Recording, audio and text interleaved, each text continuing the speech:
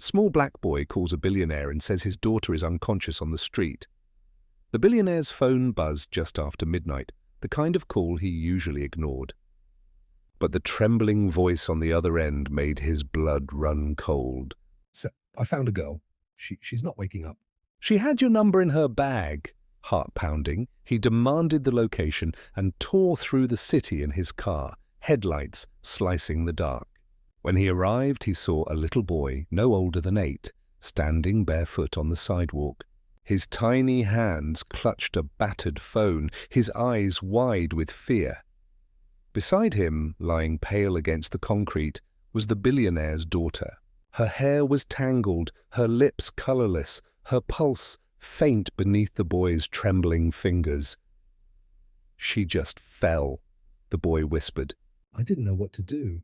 "So I called you." The billionaire dropped to his knees, scooping her into his arms. But as he looked at the boy, ragged clothes, hollow cheeks, but bravery in his eyes, he realized this night wasn't just about saving his daughter. It was about the stranger who had saved her first. And the truth behind who this boy was would shake him even more than the fear of losing her. The billionaire's voice cracked as he shouted for his driver, cradling his daughter against his chest. Her shallow breaths rattled like glass breaking, every second stretching into eternity. The boy stood frozen, bare toes pressed against the cold pavement. She was walking, then she just fell. "I didn't know where else to go," he whispered, his voice trembling. "I searched her bag, I saw your number." "I thought you'd come." The billionaire's throat tightened. Most grown men would have walked away, but this boy, hungry, shivering, had stayed. When the car screeched to the curb, the billionaire barked, "Hospital, now!" He climbed in with his daughter, then looked back at the boy, who lingered on the sidewalk as though he didn't belong. "Get in," the billionaire ordered. The boy shook his head quickly. "No, sir." "I'll be fine." "Fine?" The billionaire's tone softened, disbelief lacing his words. "You're alone?" "At midnight, barefoot." He extended a hand. "You saved my little girl. Now let me return the favor."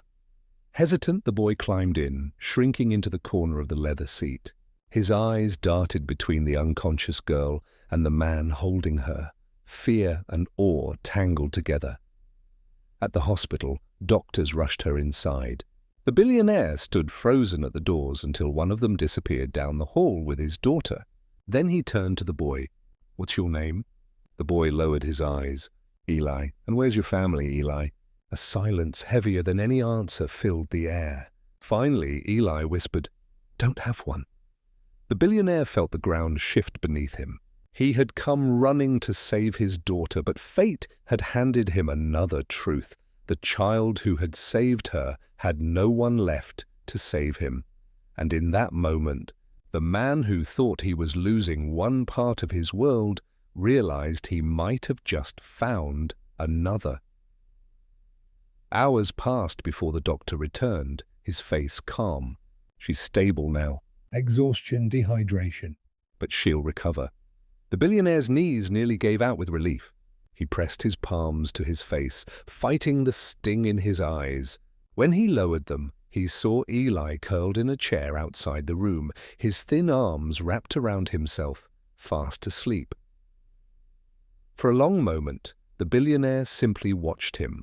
The boy's clothes were torn, his shoes missing, yet he had carried himself with the courage of a man twice his size. He had saved a life that night, his daughter's life. When Eli stirred awake, the man crouched down beside him. "Why were you out there alone?" Eli blinked, rubbing his eyes. "I sell bottles, sometimes candy. People don't like me hanging around, so I move a lot." "I was sleeping near the shop when I saw her fall." His gaze dropped to the floor. "Did I do something wrong calling you?" The billionaire's chest tightened. "No, son, you did everything right." Eli hesitated, then whispered, "She kept saying your name before she fainted, like she wanted you." The words pierced him deeper than he expected. His empire had given his daughter everything money could buy, yet in her weakest moment, What she wanted most was him. He rested a hand gently on Eli's shoulder. "You don't have anyone waiting for you, do you?" The boy shook his head slowly. The billionaire glanced through the glass at his daughter, sleeping peacefully, then back at the boy who had refused to walk away. And in that instant he knew the night hadn't just been about nearly losing his child. It was about finding the courage to open his home and his heart to another. Because sometimes the family you're meant to have comes to you in ways you never expect. The next morning, his daughter stirred, her lashes fluttering as sunlight poured across the hospital bed. The billionaire rushed to her side, taking her hand in both of his. "You're safe now, sweetheart," he whispered, his voice thick. Her eyes searched the room, and when they landed on Eli, asleep in the corner chair, her lips curved into the faintest smile. He stayed with me," she murmured. "He didn't leave." The billionaire swallowed hard, brushing a strand of hair from her forehead. "Yes, he saved you." "If not for him, I might have lost you." When Eli woke, startled by the sound of voices, the girl reached for his hand. "Thank you," she said softly, her small fingers curling around his. For a moment, the boy who had lived on scraps looked like a child again, blinking in disbelief that anyone would thank him for simply caring. The billionaire stood behind them, a storm of emotions rising in his chest, gratitude, guilt, and a strange new resolve. He had built towers of glass and steel, but here, in this small hospital room, 2 children, one his by blood, the other by fate, showed him what truly mattered. He placed a hand on Eli's shoulder, steady and sure. "From today, you don't have to walk the streets alone." "You have a place with us." Eli froze, his eyes wide. "With you?" The billionaire nodded, his gaze unwavering. "You saved my daughter." "Now let me save you.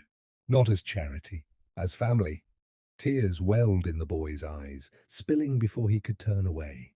The billionaire's daughter squeezed his hand tighter, whispering, "See?" "I told you he'd keep you safe." And in that moment, The man who thought he had nearly lost everything realized he had gained something far greater, a son he never knew he needed, and a reminder that family is not always born, but chosen.